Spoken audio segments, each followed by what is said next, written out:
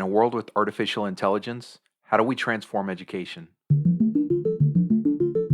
Thanks for tuning in. I'm Daniel Lopez, and this is the AI Education Conversation, where we explore the opportunities, risks, and impacts of AI across education. If you'd like to join the conversation, check out the AIeducationconversation.com. Let's jump in. What's up, everyone? Hope the start of the second semester is treating you right. For all of my school based friends out there, I'm sending you good vibes. I know how difficult January can be. You've had a couple of weeks of rest, and then all of a sudden, you're catapulted onto a treadmill that is on 10. Hang in there. Spring break will be here before you know it. I've realized something over the past few weeks. So many folks in education are not using AI tools because they don't have an understanding of the role it can play for them and how to use them. They think that they need technical skills like coding to be able to access them. I have a response to this. And to make sure that our friends who are not currently AI enthusiasts or even AI curious for that matter get a small dose of what we're experiencing when we use AI tools, I'm launching a new series called AI Essentials. A couple of times a month, I will post an additional episode of the education conversation outside of the regular schedule, where I will walk through highly tactical, basic tips to help you learn more about the essentials of AI in a short period of time.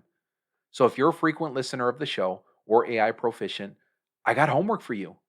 Your homework is to share these episodes with at least two other friends in your network who have not yet taken time to learn or explore AI tools. We need to help our friends get up to speed, especially given this AI disruption is impacting all of us. So, that being said, let's jump into our first AI essentials prompt engineering. Now, what the heck is prompt engineering? For those of you who have not logged into a tool like ChatGPT or opened up a tool like Bing or Bard before, the AI tools most of us are currently playing around with is nothing but a search bar, like you would find when you're opening your Google browser. Prompt engineering is a fancy industry term that basically means the words you are putting together in this search bar to instruct the AI chatbot to achieve whatever task you're asking it to do. Now, before we talk about what this looks like, I really want to reiterate this for our AI beginner friends listening. You do not need to know coding to get AI tools to do something or to develop prompts. All you need is your words. Additionally, what I have observed is most of my colleagues in my spheres who have been managers, educators, coaches, principals, mentors, team leaders, and parents, you all are already great at prompt engineering once you understand what that is and you've sat with this a little bit. Now, why are these roles so good at prompt engineering? Because so many times in your daily life, you have to be really effective at tailoring explicit instructions to others to execute tasks. Let's think about that parent who might be having a dialogue with their child, and they eventually learn that if their child is requesting ice cream at night and they say they can't have ice cream, they may later catch their child eating a bag of chips. And the child might reply, "You didn't say I couldn't have chips." Think about that new teacher who walks through key points in a lesson and then tells students to break off into pairs to work on a worksheet and eventually finds that students are laughing, they're not writing much down, they're not doing much. They eventually learn to add specifics to what their instructions are, such as what their voice level needs to be and specific timing around the activities that they're being asked to do. All of these situations have prepared you for the AI world we live in today, where we will all have access to AI chatbots who are enthusiastic about supporting us. But just like a new intern, a student, or an assistant, they need explicit instructions and training before they're going to get really good at executing the tasks that meet your standards and needs. So now that we've done some initial table setting, let's play around with some prompting. I'm going to include a video example here, but I'm going to walk through my prompting for folks who just might be listening. Either one is okay. So for this example, I'm going to log into ChatGPT to create a lesson plan. Let's talk about the best way to do this. So if we go back to our earlier example of these chatbots being an enthusiastic intern who might be excited to help and have industry context, but may not have too many current real industry experiences, in those situations, it becomes really important to be very specific about what we want, explicit instructions. If I keep my prompt vague or generalized, it's going to give me back something, just like as an intern would, but it may not meet the standard and the expectation that I had when I was thinking about it in my head. Let's give an example of this first and see what happens when I provide a more general prompt. So I'm going to be attaching a video to this section. Again, if you're following along, you can see how I'm doing this in ChatGPT. If you're not, that's okay. This was the exact prompt if you're not able to watch the video that I'm attaching here. The exact prompt I put was provide me a lesson plan on the Civil War for fifth graders. And you can see I hit enter. ChatGPT is now working and starting to execute on the task that I asked for with that prompt and giving me something back. Now, as you look through some of the video or the pieces here, what you're going to notice is that in this first response, the visual of what it's giving me is it ended up giving me something closer to a scope and sequence, I think, than it did a lesson plan. So the lesson plan it gave me back was actually 5 lessons. It was a lesson for Monday, Tuesday, Wednesday, Thursday, and Friday. And in each section, they're giving me about a bullet point worth of text around an activity and a discussion that I could have for each of those 5 days. But beyond that, it's not really too specific about what those activities could look like or the questions affiliated with those discussions. As an example, one of the activities, say, you could read letters from soldiers and civilians, watch a short documentary clip. But again, not really saying specifically the documentary clip, what soldiers and civilians. Another activity is group presentations on key figures and their roles. So a little bit general, it could be a lot more specific.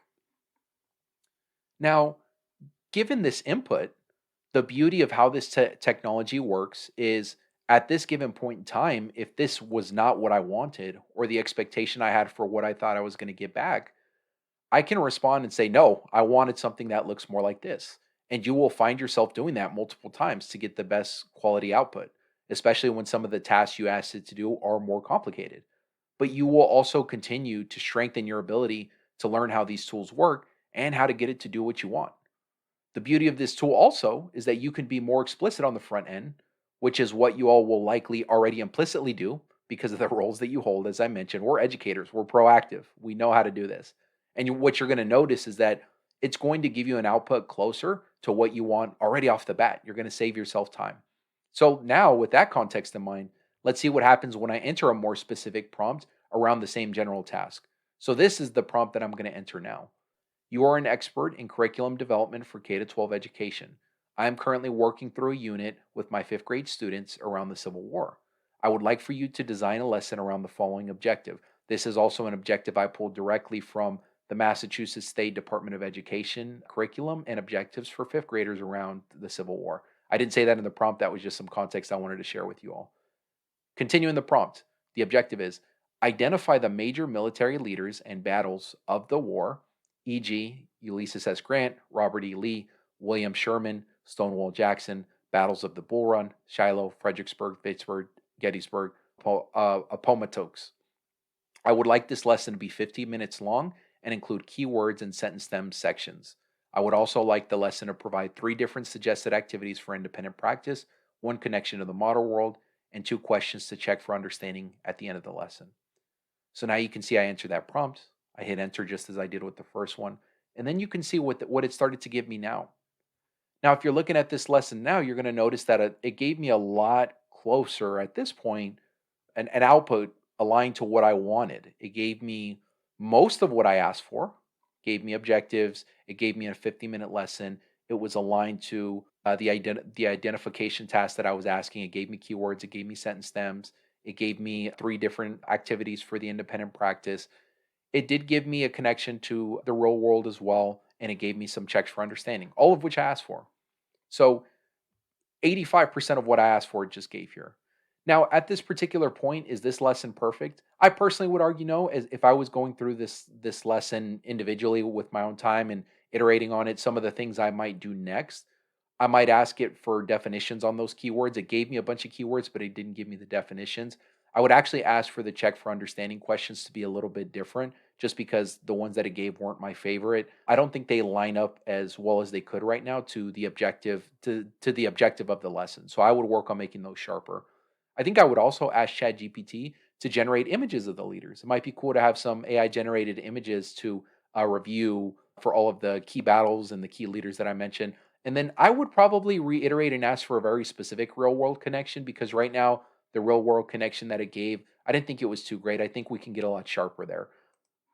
So there's definitely still some work to do. This ain't perfect. But in my experience, if I were writing the same lesson from scratch, as I did so many times when I was an eighth grade ELA teacher, it would probably take me anywhere from 60 to 120 minutes, depending on the complexity of this lesson. To craft this lesson, it would probably be closer to like 60 to 90 minutes. But I was able to craft a prompt, that exact prompt that I entered here in less than 60 seconds. And again, it gave me about 70% of what I was looking for. With some additional prompting and back and forth, I think I could likely get this to about 90%.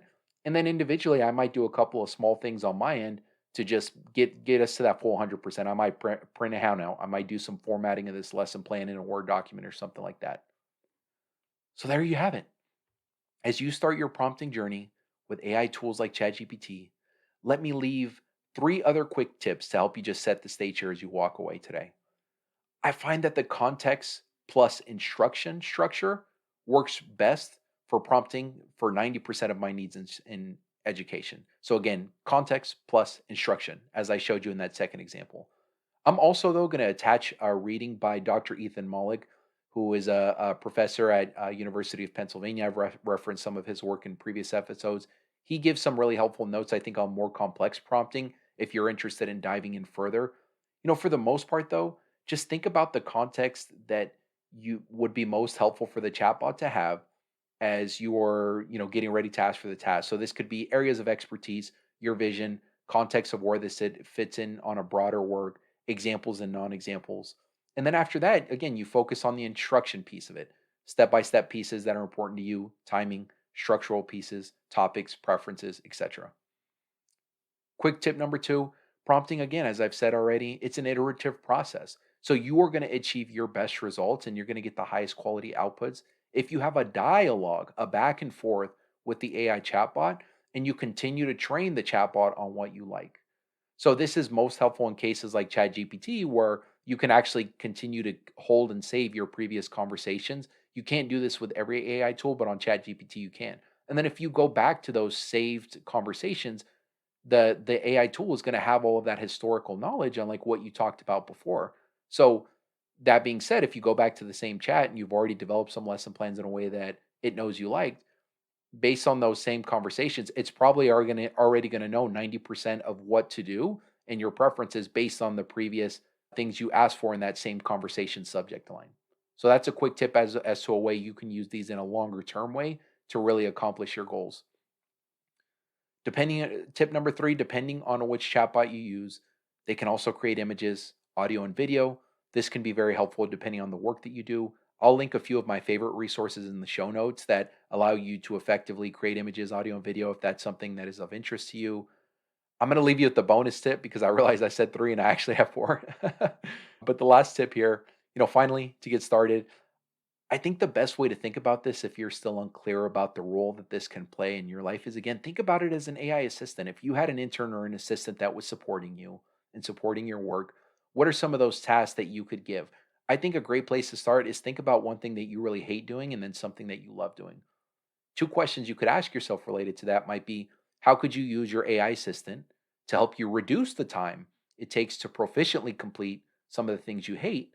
And then the second question might be, how could you use your AI assistant to help you become even more effective at doing the things you love?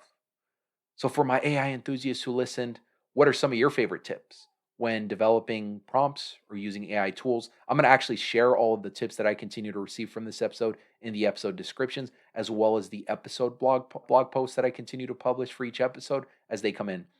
If you have any other thoughts on today's episode, you can join the conversation at the AI Education Conversation.com or message me on LinkedIn, humans at the heart of AI education. I'll see you next episode.